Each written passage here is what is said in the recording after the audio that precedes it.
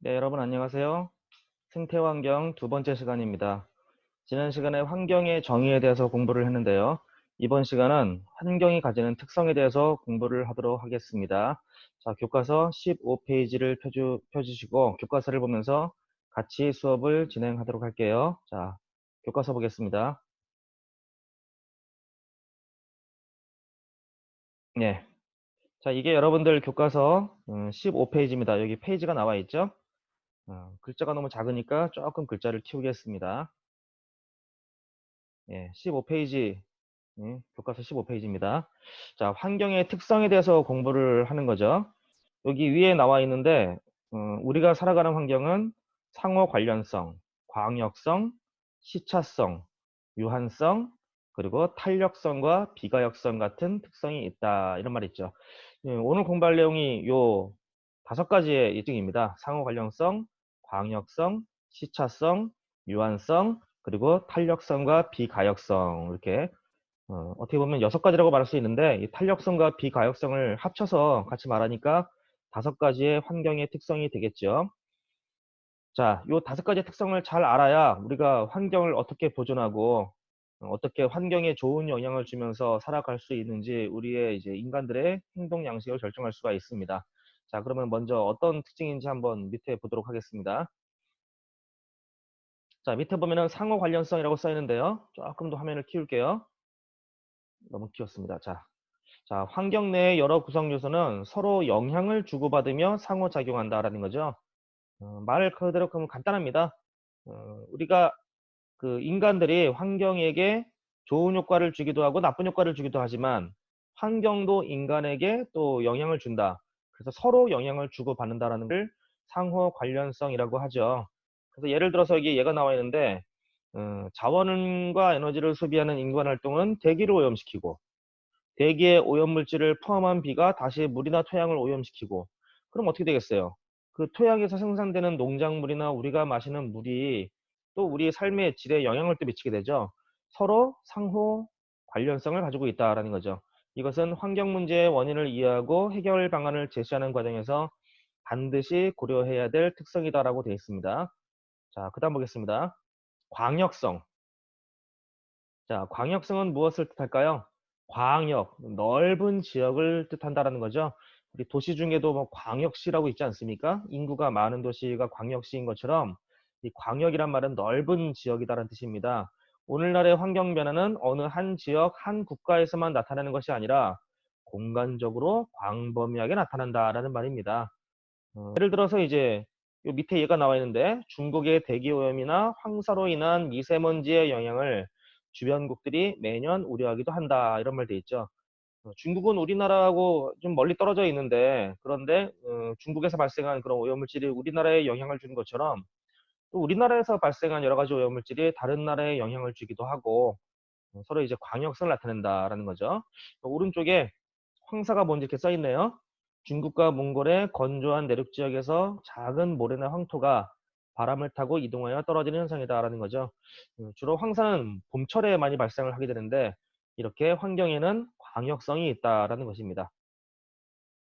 그래서 이런 광역성 때문에 환경에 관한 논의는 경우에 따라서 지역을 넘어서 국가 간의 협력이 요구된다 이렇게 돼 있죠.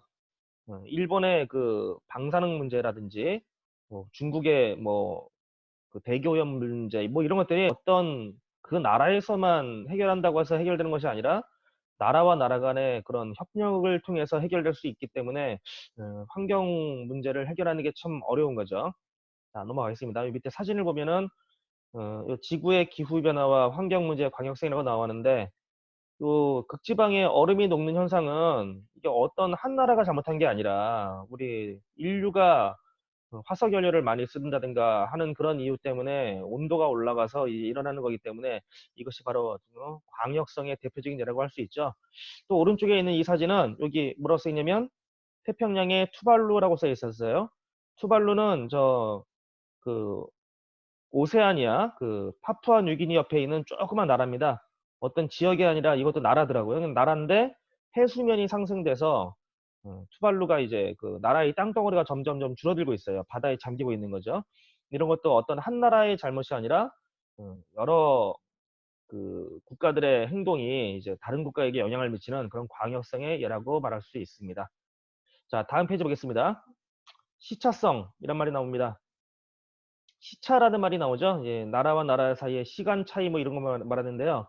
환경에서 말하는 이 시차성이라고 말하는 거는 어떤 원인 행동을 하고 난 다음에 그 결과가 나올 때까지 상당히 시간이 오래 걸린다는 얘기입니다. 여기 써 있는 거 보면은 환경에서 일어나는 여러 문제는 그 영향이 현실적으로 나타나게 되기까지 상당한 시차가 있는 경우가 많다 이렇게 되어 있습니다. 여기서 예를 들어서 뭐가 나오냐면 일본의 공해병인 미나마타병, 수은 중독이죠. 수은이 이제 수돗물 같은데 이제 많이 그 녹아 들어가서 사람들에게 중독 현상을 일으키게 되는데 그것을 미나마타병이라고 합니다.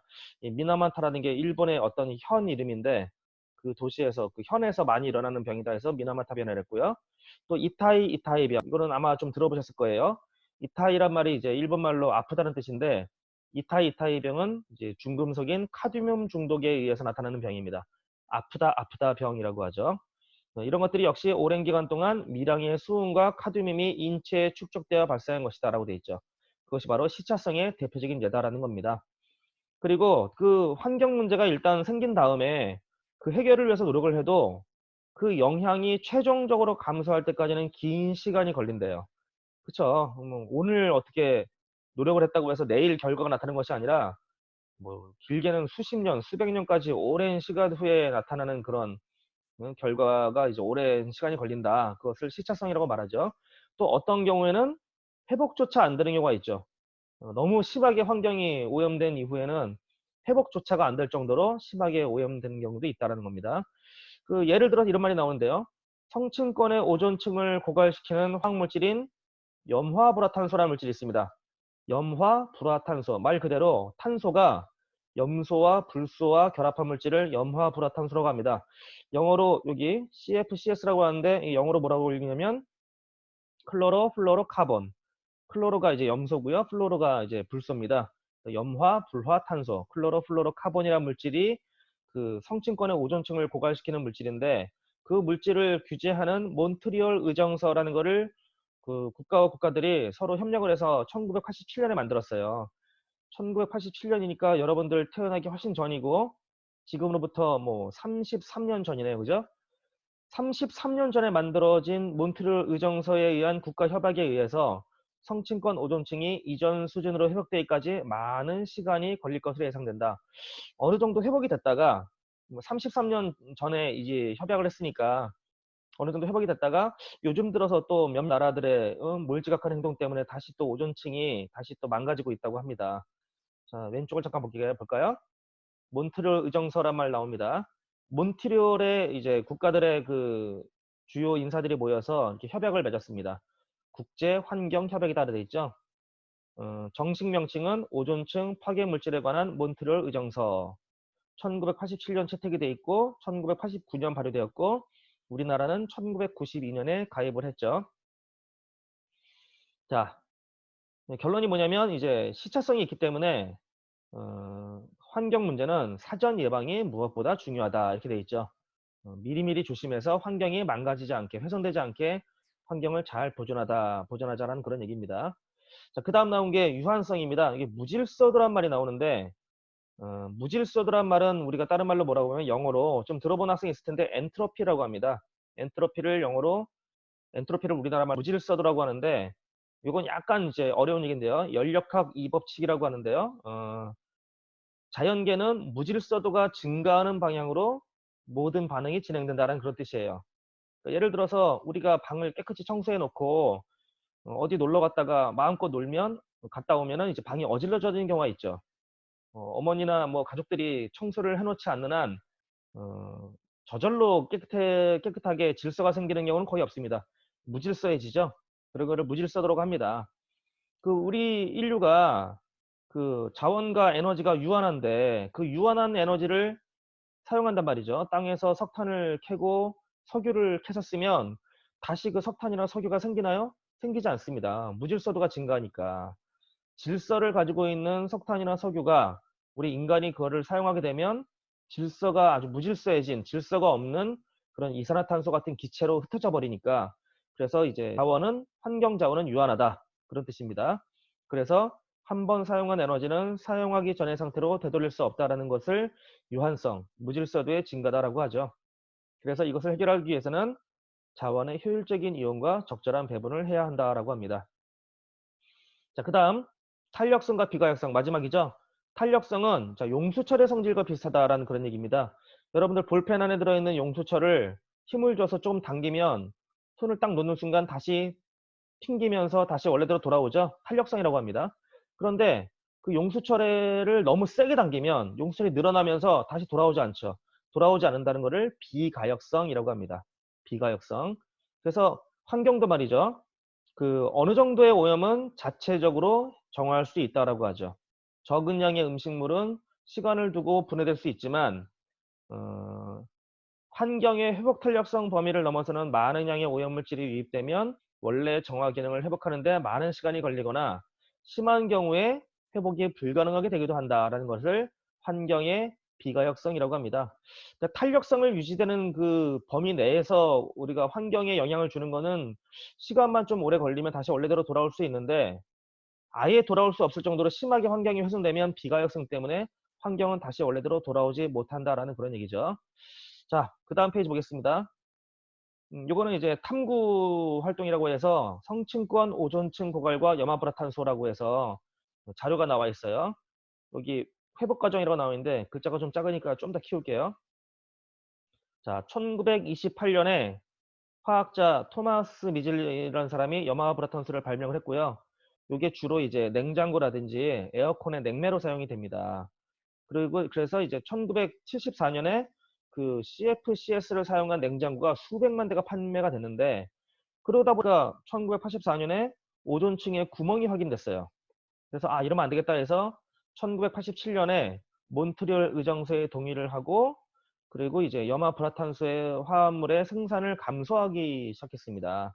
그래서 그 1995년에 관련 과학자들이 노벨 화학상을 수상했고요. 화학 반응 제시를 해서 뭐 이런 일이 있었고 그다음에 그 2010년에 무려 30년 가까이 지난 때에 몬트리올 의정서 가입국이 기준점의 65%를 감축했다라는 그래서 한 지금도 좀 멀었는데 한 40년, 50년 지나면 오존층이 1980년대 이전 수준으로 회복이 예상된다라는 그런 얘기입니다. 저 밑에 이제 사진이 나와 있는데 조금 사진을 좀 키웠거든요.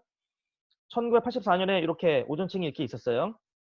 이렇게 있는데 요 바깥에 이렇게 노랗게 빨갛게 보이는 거는 오존층이 아주 농도가 진한 거고요. 이게 이런 게 안 보여. 그러면 이제 오존층의 농도가 이제 약해진 건데 잠깐 이제 사진 크기를 줄이면 여기 농도가 여기 나와 있습니다. 오른쪽에 농도가 나와 있는데요. 오른쪽 아래 빨간 쪽으로 하면 농도가 진한 것이고 파란색, 그다음에 보라색으로 갈수록 농도가 낮은 겁니다. 그래서 세월이 지날수록 점점점 이제 오존층의 농도가 낮아지다가 1986년에 어떤 일이 있었다 그랬죠? 몬트리올 의정서의 그 국제 그 기관들이 서로 이제 그 합의를 맺었습니다. 그래서 다시 오존층이 커지고 있고 그래서 지금도 점점점 커지고 있는데 요 파란색 안에 이게 보라색이 들어 있는데요. 요 보라색이 그 농도가 좀 낮은 지역이죠. 이게 보라색 쪽이 낮은 지역인데 보라색이 점점 늘어나서 지금은 다시 또 오존층이 좀 농도가 낮아지고 있대요. 바깥 부분은 좀 약간 이제 좀 진해졌는데 중심 부분이 좀 작아지고 있죠. 몇몇 나라가 몬트리올 의정서에 대해서 이제 협약한 그 결과를 이행을 안 하고 그 염화불화탄소, 그 냉매를 마음껏 사용 바람에 다시 오존층이 줄어들고 있다고 합니다. 오랜 기간 동안에 그 과학자들의 그 인류의 그 환경에 대한 회복에 대한 노력을 더 게을리하지 말아야 되겠죠. 자, 화면을 다시 돌아오겠습니다. 네, 오늘 공부할 내용은 여기까지입니다. 환경에 대한 여러 가지 특성을 잘 공부하시고 관련 영상, 유튜브라든지 제가 링크해 놓은 영상들을 보시면서 복습하시고 그 시험을 보기 위해서는 어느 정도 암기도 필요를 하겠습니다. 성실히 공부하시고 다음 시간에 뵙겠습니다. 안녕히 계십시오.